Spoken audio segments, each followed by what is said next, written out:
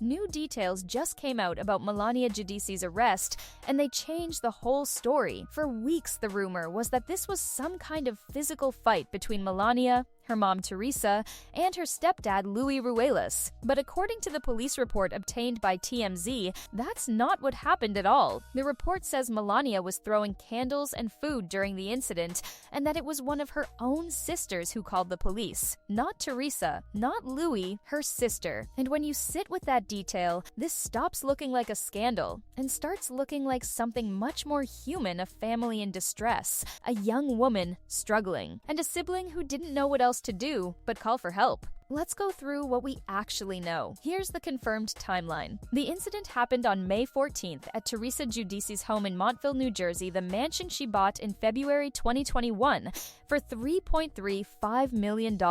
According to TMZ, Milania was allegedly throwing candles and food during an altercation, and one of her sisters called the police during the incident. Montville police responded, handcuffed Milania, and charged her with simple assault. Authorities labeled the case domestic violence/confidential, which is why certain records, including any official mugshot, are not publicly available. Now let's talk about who called, because this is the detail everyone's focused on. Milania is the third of Teresa and Joe Giudice's 4 daughters. Gia is the oldest at 25, then Gabriella at 21, then Milania at 20, and Adriana is the youngest at 16. Earlier rumors had suggested Adriana was the one who called the cops, but the reporting now points to one of the older sisters making that call. And regardless of which sister it was, the significance is the same someone who loves Milania, someone who lives with her, someone who was in that house, felt like the situation had escalated to the point where they needed police. That's not a small thing. You don't call the cops on your own sister lightly. You do it when you're scared, or overwhelmed, or when you genuinely don't know how else to keep everyone safe. And that reframes the entire narrative,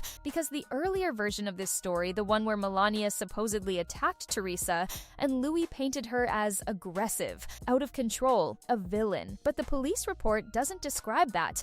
It describes a young woman throwing objects, acting erratically, and a sibling calling for help. That's not a criminal mastermind. That's someone in crisis, and crisis deserves compassion, not memes. Milania herself confirmed as much when she broke her silence on TikTok. First, she addressed a fake mugshot that had been circulating online. She said the image was AI generated and not real. But then she got honest about where she was at. She said, "I just was not in a good area in my life." She said stuff happens, and that she's focused on learning from the situation and becoming a better person. And she made a point that I think everyone needs to hear. She said fans don't know everything that's happened in her personal life, even though she grew up in the public eye. And that's the part that really matters. Milania has been on television since she was a little kid. She was a fan favorite on Real Housewives of New Jersey for her bold, unfiltered personality. But she also grew up through the most traumatic chapter imaginable. Both of her parents went to prison. Teresa served 11 months.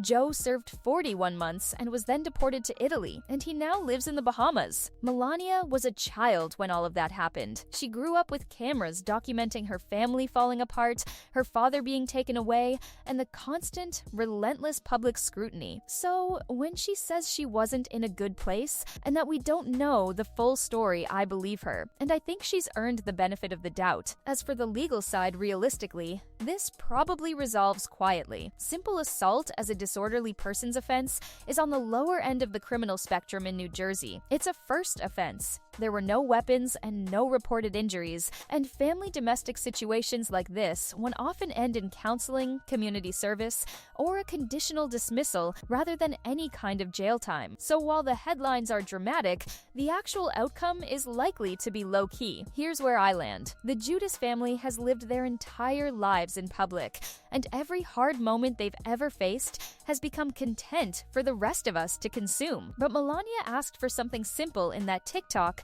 a little grace, a little privacy, and the recognition that there's a real person behind the headlines who's going through something hard. Her sister calling the police wasn't a betrayal. It was probably an act of love from someone who was scared. And Milania working through this on her own terms? That deserves support, not a punchline. If Milania's story resonates with anyone watching who's struggling themselves, please know there are people who want to help. And reaching out is a sign of strength, not weakness. Pop off in the comments with kindness, smash the like button, subscribe if you haven't, and I'll see you in the next one. Bye!